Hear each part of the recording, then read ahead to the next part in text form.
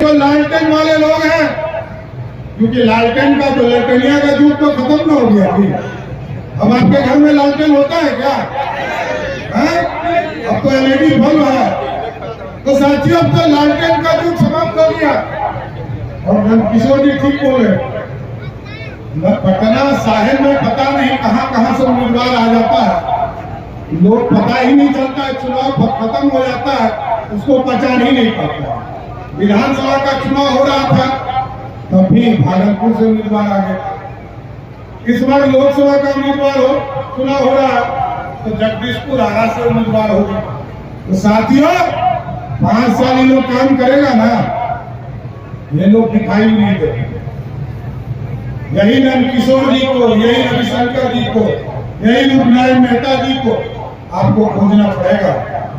याद कीजिए साथियों, इसी जगह पर मैं एक बार आया था नंदकिशोर जी के साथ। इसी जगह पर गड्ढे और पूरे शहर का वेस्ट डाला जाता था।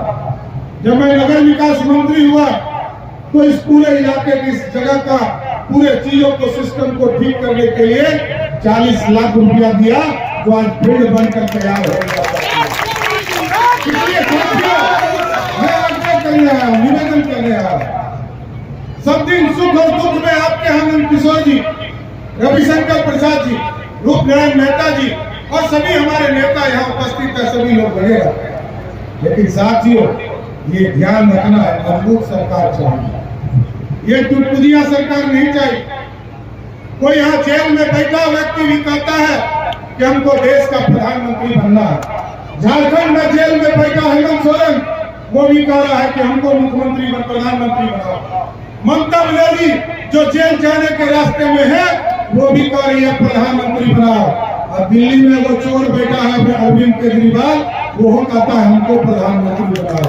अब बताइए, इस देश में यदि चोरे से प्रधानमंत्री बन जाएगा तो देश बचेगा क्या? नहीं ना।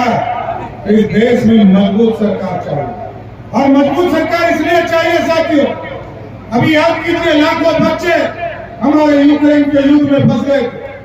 रसिया लगातार तोड़ के गोलाबार छोड़ रहा, लेकिन मोदी जी ने फोन किया रसिया के प्रधान राष्ट्रपति को, पुतिन जी को, युद्ध रोको। 56 इंच वाला था, इसलिए युद्ध रुक गया। ये मनमोहन सिंह होते तो युद्ध नहीं रुकता साथियों। लेकिन आज मोदी जी ने कहा युद्ध रोको, युद्ध रुक गया। और युद्ध रुक गया तो मोदी जी को बच्चों ने फोन करके कहा कि मोदी जी हम कैसे निकलेंगे?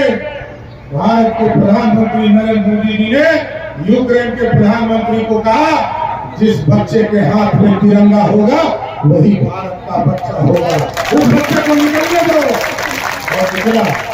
इसलिए साथियों हम आग्रह कर रहे हैं, ये जो महागठबंधन ठगबंधन के लोग हैं, ललटनिया लोग हैं, ये कभी बिहार के गरीबों की चिंता नहीं करते। इनको सिर्फ अपने घर में लालटेन बनाना। लालू यादव 2 ही जगह गए, एक छपरा में और दूसरे पाटलिपुत्रा में। किसी दूसरे सीट से कोई मतलब नहीं है। जीते की हारे, सिर्फ उनके घर में लालटेन जलना चाहिए, दूसरी जगह नहीं जलना चाहिए। लेकिन साथियों, हम आग्रह करेंगे, हमारे नौजवानों को गुमराह करने का प्रयास किया जाए। याद कीजिए, 1990 से लेकर 2005 तक 1 लाख लोगों को भी बिहार में लालू जी के राज में नौकरी नहीं मिला। लेकिन आदरणीय नीतीश कुमार जी, सुशील मोदी जी और नंदकिशोर जी के नेतृत्व में 2005 से लेकर 2020 तक जब सरकार चली तो 5.5 लाख लोगों को नौकरी दिया।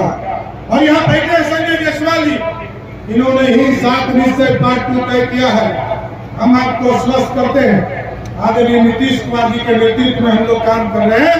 मैं भाजपा के उप मुख्यमंत्री के हैसियत से बोलता हूँ कि 2025 के चुनाव में जब फिर वोट मांगने आपके बीच में आऊंगा, तो 10 लाख जो सरकारी नौकरी का वादा है, उस वादा को पूरा करके ही आपके वोट मांगेंगे। सभी नौजवानों से आग्रह, कोई गुमराह नहीं होगा। ये देश का चुनाव और मजबूत सरकार चाहिए। और आजकल तो कुछ लोग सनातन विरोधी हैं। लालू यादव जी, जिस लालू यादव जी को राहुल गांधी ने ऑर्डिनेंस पाकर मुखिया बनने लायक भी नहीं छोड़ा, वही लालू यादव जी मटन खिला रहे हैं। सावन के महीने में मटन खाते हैं क्या? खाते हैं। बेटा भाग तो भाग, बेटा भी सुहाना हो। हेलीकॉप्टर में बेटा मछली खा रहा और वो भी नवरात्रा के समय। नवरात्रा में मछली खाती हैं आप लोग? अब सोचिए, भगवान है, और भगवान इसलिए कहता हूं कि है कि जैसे ही मछली हेलीकॉप्टर में खाया वैसे ही जाके कटवा जो है शरीर में फंस गया।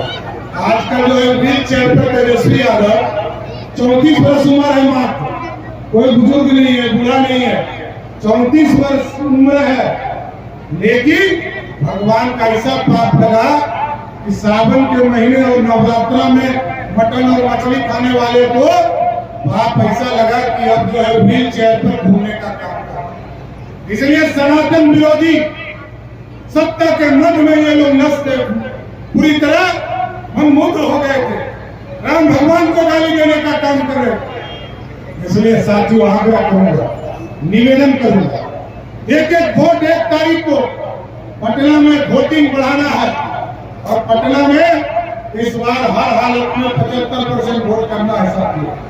और इस बार पिछले बार 1 सीट छूट गया था पूरे बिहार में, 39 सीट जीते। देश में इस बार 400 सीटें जितानी है और बिहार में 40 की 40 सीट जिताना है और पटना में 4 लाख पार कराना है। यही आग्रह हम निवेदन कर रहे हैं। तो पार कराइएगा ना, पक्का ना? तो बोलिए एक बार, दोनों हाथ उठाइए, बोलिए सियावर रामचंद्र की जय, जय श्री राम, भारत माता की जय।